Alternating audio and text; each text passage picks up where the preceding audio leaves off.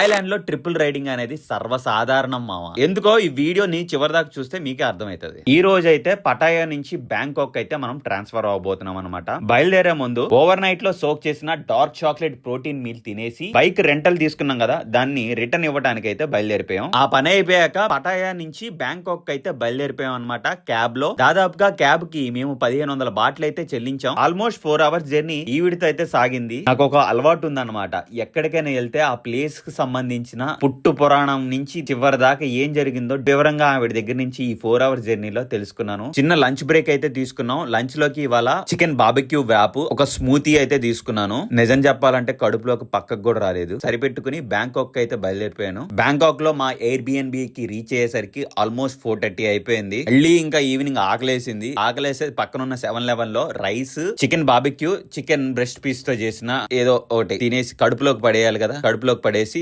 బయటికి అయితే బయలుదేరిపోయాం. ఇండియాలో ఆటో స్టాండ్ అలాగో ఇక్కడ బైక్ స్టాండ్ అలాగనమాట. సాధారణంగా అయితే త్రిబుల్ రైడింగ్ అయితే మన ఇండియాలో చేయనివ్వరు. ఒకవేళ చేస్తే పట్టుకుంటారు బాబాయిలు. లోకలైట్స్ కదా, వీళ్ళకి మటుకు పర్మిషన్ అనుకుంటా. అసలు బైక్ ఎందుకు ఎక్కానంటే మెట్రో ఎక్కుదాం, సిటీ ఎలా ఉంటుందో చూద్దాం అని చెప్పి ఎక్స్పీరియన్స్ ఫీల్ చేద్దాం. మెట్రో అయితే ఎక్కడం జరిగింది. నాకు తెలియకుండా మా బాయ్ అయితే వీడియో తీసాడు. సరదాగా నరాల వీక్నెస్ అన్నట్టు కెమెరా కనిపిస్తే చాలు పోసింగ్ చేసేస్తాం. అదంతే.